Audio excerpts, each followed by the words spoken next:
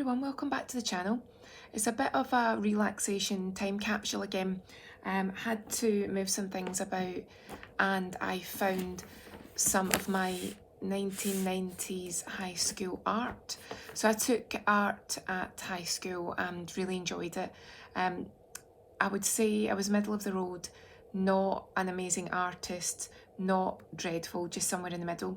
And it was good fun and I liked the creativity of it, but I thought it would be a laugh because some of it I can see and I remember quite a bit about. There's some things I have no clue what I'll find, but there's also some posters, so I thought we could have a little laugh, keep it light-hearted and see what roundabout maybe 13 to 16-year-old me liked on their walls and was capable of drawing. Right, so first of all, posters. So I had these on my wall. I think we all know what this one is. I didn't really think much about looking after them, did I? Look, you can still see where the sellotape and the blue tack was. Always left. Do you remember you could get the oil-free or the blue tack that didn't leave a mark? Clearly that wasn't it. But yeah, you would think that teenage me would have thought about getting some poster protectors or roll them up in a tube or something. Yep, Romeo and Juliet had the soundtrack as well. Thought that was such a brilliant film. I just remember really loving it. Did anyone else think the same? I think just about, oh see, here you go. Now I remember this too. Look, there's the blue tack.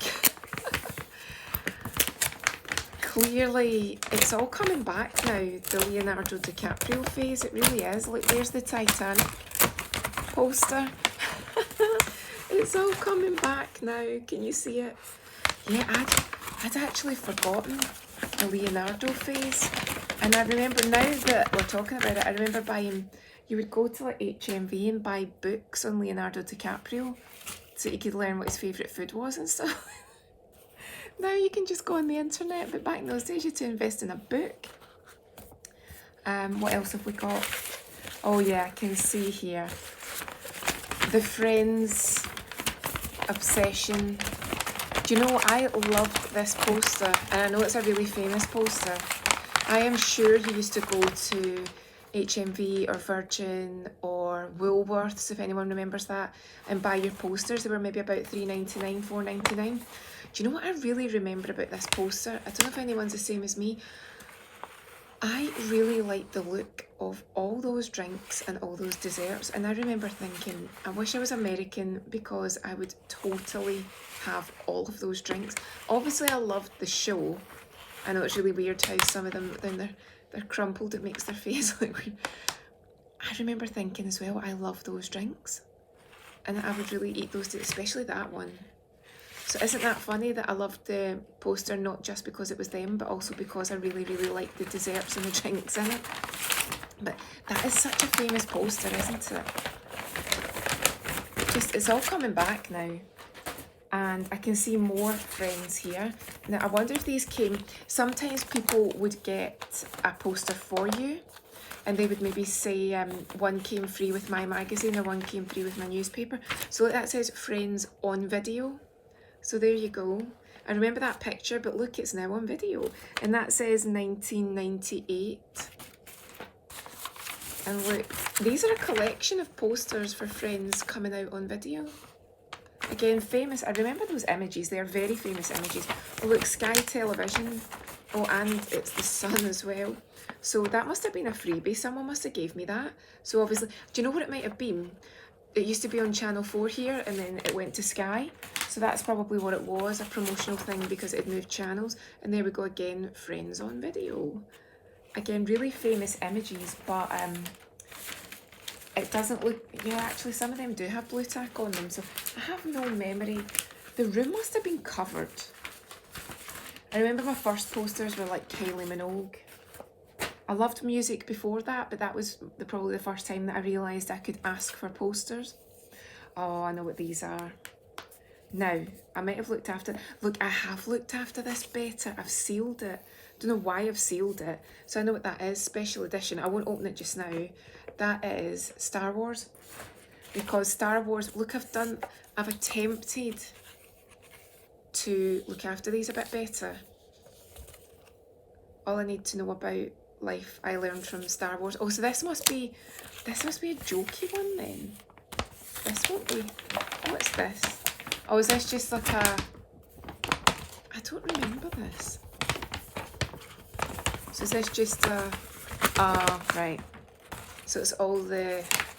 Probably all the advice from... I'm a fan and I've forgotten his name. I'm a Star Wars fanatic and I've forgotten his name. Oh my goodness, it'll come back to me. I can only think Ewoks just now. Oh my goodness, I'm not even going to pretend to you. I don't even have an excuse. It'll come back to me. Little green person, not Kermit. Oh, that's shocking. Call yourself a Star Wars fan.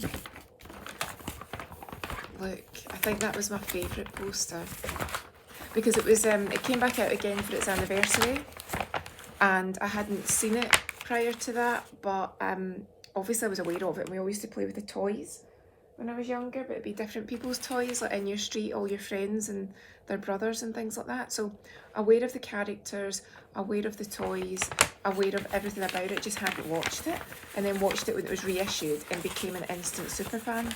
But at this moment in time, I'm ashamed of myself. Can't remember anything. And then there's some art here. So I do remember this. So when we were in, I think it was quite a big project in school, I'm pretty sure they gave you a pen and they made you trace an image of a flower. I think you got to pick the image and you had to trace it, but in fine detail. And then this is a photocopy. And from what I remember, you were then to take a part of your drawing and you were to try and replicate it into wallpaper. So you were to create a pattern. You had to decide which part of your flower, so you could draw any flower you liked, but I'm sure you had to trace it, get it in perfect detail, photocopy it, and then you could shrink the photocopies. You could try and create some sort of pattern, and then the goal was to try and make wallpaper from it. And I'm wondering if that's what's in here. Yes. So that's it here. So this hasn't been... I think this is from about maybe 95, maybe 94 or 95. So that's it. So you took your drawing, you worked out exactly what you were going to duplicate and shrink, and then once you'd copied it, you had to decide. So this is all painted. So I must have painted the background. I'm trying to remember now what I did, because I can feel the texture. And look, I've got bits of water on this. That's terrible. Can you see that? I've got water there. Shocking. And then from memory, you then took that same pen that you drew it with and you just added key bits of fine detail. But the goal was to make it exactly identical on each part. So the goal was to make it basically like a wallpaper. I've actually remembered now, I remember now why it's damaged. A leak in the seal, not in the ceiling, in the roof. That's why. I wondered why I was so careless, because I'm normally quite careful with it. That's what it was a leak. And there's only two more here. And I remember this. Look again, look, the damage from the ceiling. Bits of ceiling. So this is a bit damaged, but I remember they asked you, it was black and white pictures of children in the post-war years, so post-World War II, so 40s. And I remember that they gave you a black and white picture from, it was from a book. I think it was specific to Glasgow, this particular book. And then they gave me this little girl, because it was post-war in Glasgow, there were parts that were really destroyed. And what would happen was, like, the children were photographed quite a lot of the time because there was so much poverty there that you couldn't really imagine. But the kids were happy to, like, a photographer would be there and they'd be like, what's that? And they'd be curious and they'd want to see what was going on. So a lot of photographers would then actually make it their mission to do photographic essays about it. So we all had it. I can't remember if I got to pick it or if they picked it for me, but this was a little girl who had been photographed for this post-war, basically this book from the Gorbals. Nothing at the time. It's a regenerated area now, but at the time, nothing. Just rebuilding it after the war. So from memory, it was about making it look as realistic as possible for that particular black and white picture. And I remember they asked us to use really sort of dark, vibrant colours. That's a contradiction. When I say dark, vibrant, what I mean is dark colours like the purples and the greens and the royal blues, and then we had to put the wall in the background and try and make it look as if it had been graffitied, and just to try and make it look as close to that black and white as possible, but you had to inject the colour in. And I vividly remember them saying to me, she looks really tired, so make her look more tired around the eyes. Look, those children, they're playing in the mud, they're getting filthy, so don't make her look too clean. She can't look clean. So you had to try and make it look really textured and really like realistic. These kids were out playing in the dirt and the grime in the soot, so you had to make them look like that and make them just look as true to the pictures as possible. So I remember that.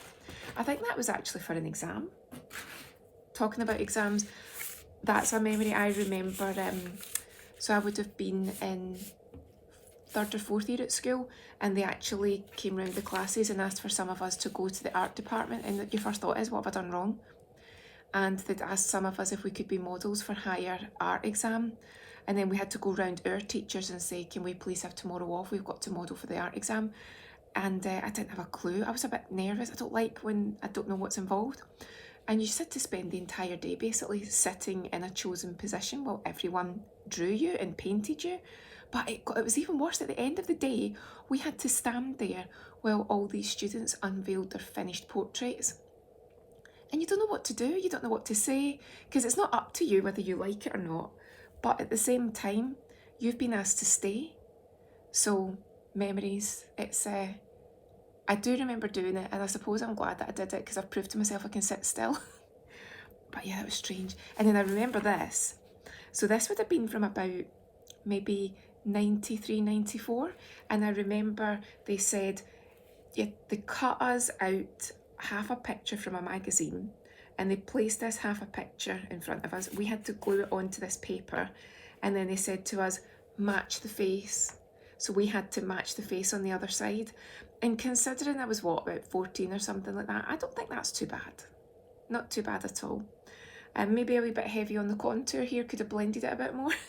And our poor ear, I don't really know what's going on with that ear. But do you know what, overall, for someone that was just sort of exploring what they were capable of in art, I don't think that's too bad. So yeah, that's made it, that's stayed.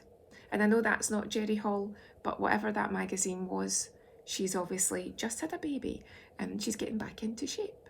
Helped by insults from Mick Jagger, if you can see that. So that's what you were allowed to say in the 90s. I don't think you could say that now.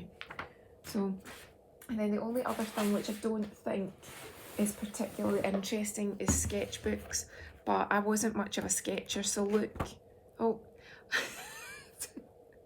1997, 10th of the 3rd, so I was 16 there. I wonder what I was trying to do. They're so bad. They're so bad. Oh no, I'm so embarrassed. They're so bad.